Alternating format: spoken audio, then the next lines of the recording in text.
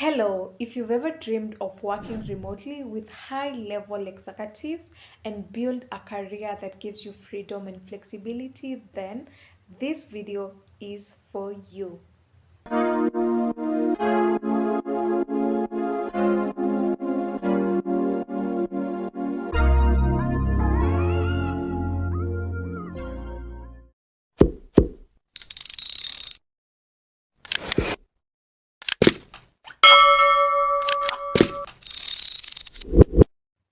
Hello guys, my name is Esi. I'm an executive virtual assistant based in Nairobi, Kenya. I also run a virtual assistant agency called Bloom Executive VAs, and I'm also a virtual assistant coach. I coach aspiring virtual assistants to start and launch their virtual assistant business. And today I'm going to be guiding you through step by step how you join this field without prior experience. So take a notebook and note down because I'm going to be sharing useful tips that will get you started. I'm also going to be sharing some of my personal journey and how I got to join the virtual assistant world. Before I joined this field, I was in media. I did mass communication and then I did a little bit of media, and then I joined real estate. I also worked with executives and I enjoyed working with executives because I like how they think, I like how they work, I like how they do things. Basically, working with them is like free mentorship. It's a give and take situation. And so when I learned about the virtual assistant world, I knew exactly this is what I want to do. And I knew that I'm going straight into this niche, which is the executive virtual assistant. And so here is the step by step of how you become an executive virtual assistant without any prior experience. So, number one, you need to understand the role. When you're working as an executive virtual assistant, you're not like any other virtual assistant. You're the right hand person to this busy CEO, busy founder, busy executive. You do almost everything. And so, you need to be really skillful and ready to learn because you'll be doing most of the things for your executive. So think of yourself as someone who keeps things running smoothly so that your client can focus on the bigger picture so that they can have more time to be strategic. So once you understand the role, there are skills that you need to have that will help you become the right partner for your client. You need to be proactive. When you are working as an executive virtual assistant, you do not wait for your client to tell you what to do. You're always the one delegating tasks for you. So, thinking ahead of your client and anticipating needs so that nothing is falling through the cracks. You need to be a problem solver. When problems arise, you need to be the first one to find a way of how you're going to solve that problem. Fun fact, when you're working as an executive virtual assistant, nothing is impossible. You need to make it possible. You need to do everything to make sure you've solved the problem, to make sure you've navigated how to solve this thing that is maybe in the way of your client. So when you're working as an executive virtual assistant, some of the things that you'll support your client with is managing their inbox, making sure you've achieved inbox zero, making sure that you've introduced filters and labels, making sure that their inbox is organized. The other thing is managing their calendar, making sure that there's no conflict of time. You will schedule meetings for them. You'll do travel management. You will plan travels for them, business travels or family vacations, and make sure that they are enjoying their trips. The other thing you'll do for your executive is research and presentation. You'll be doing a lot of research like on a daily. You'll also manage projects for them. You'll manage their team for them. You'll pick calls on their behalf. You'll show up to meetings on their behalf virtually. You'll order things for them on their behalf. So this is a role whereby you're working as an executive virtual assistant, but you're also assisting your client with personal stuff like shopping for them, ordering things for them. And I'll tell you, this role is just the best, the best. Working with these people is like free mentorship. You'll see how they work, you'll learn their tactics, you'll see how they think, you'll see how they live, how they venture into businesses, how they become successful.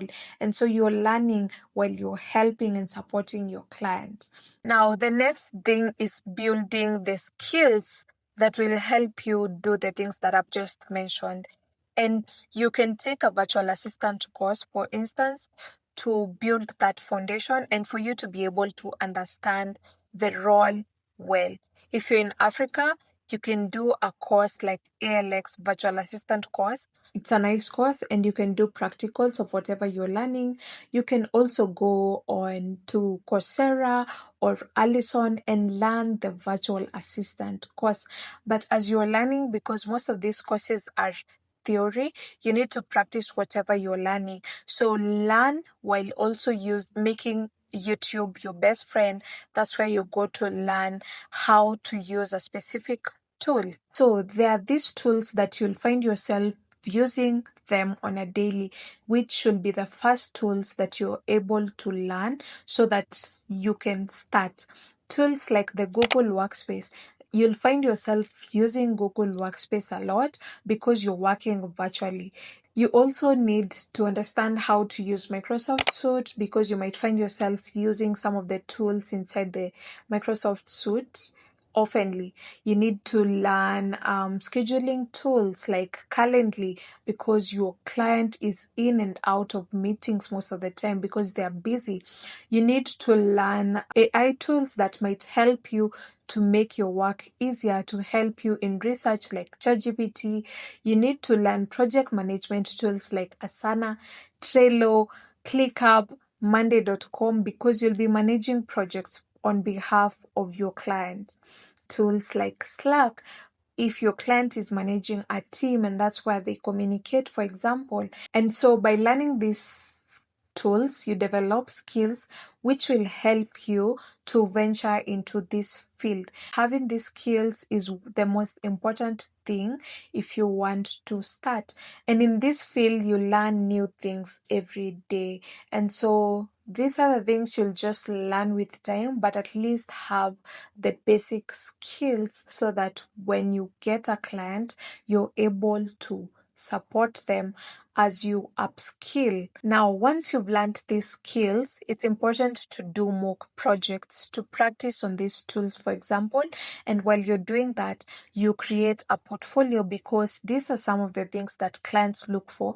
And so when you're practicing on these tools, always make sure you're documenting your stuff in documents or spreadsheets so that you can be able to share them as mock projects. One thing I'll tell beginner virtual assistant is that you don't need a paying client for you to build a portfolio.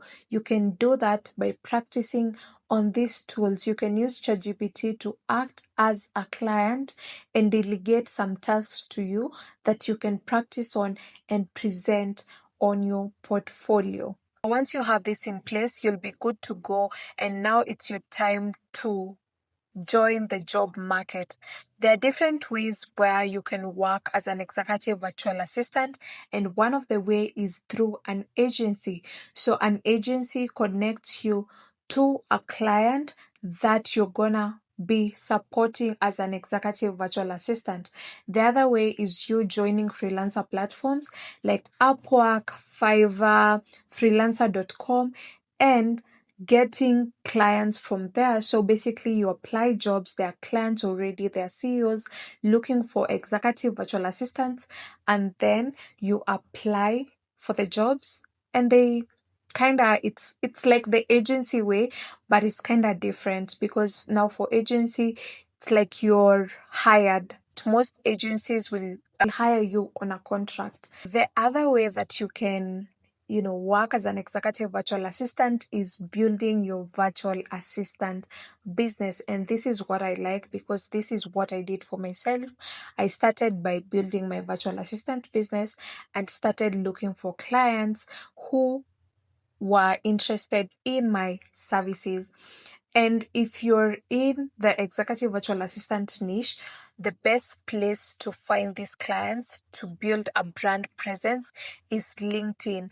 LinkedIn is the gem, it's the hidden gem. So, you building a brand presence there is really important for your business, because remember, we're working remotely. There's no way you'll get clients if you do not have this brand presence that speaks about what you do, that clients can even approach you without you cold pitching for your services. So building a LinkedIn profile that is, and then optimizing that profile to communicate what you do and who you help, you know, to relate to your potential clients will really help you. The other platforms are Facebook, and for Facebook groups are really important for your VA business, because you'll find clients from these groups.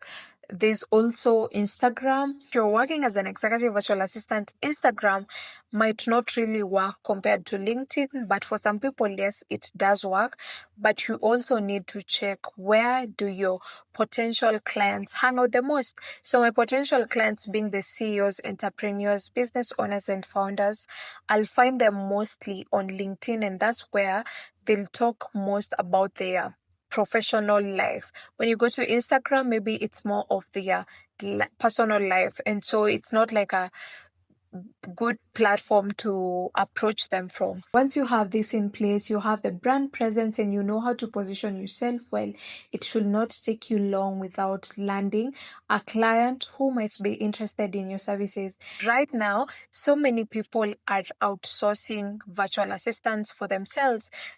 So many startup founders are looking for executive support to become their right hand partners, to help them so that they can be able to focus strategically on their business, because when they have a startup, that's when they need to really focus on their business and not get overwhelmed by admin tasks, and that is when they need your services most. As long as you have the skills, you have the brand presence, those clients will even come looking for you. And so when you land that first client, make sure you keep learning, always upskilling, take courses that will help you become a better executive virtual assistant for your client, because this is how you're going to retain them for long term, and this is how they're going to feel like they're getting value from your working relationship. Always upskill,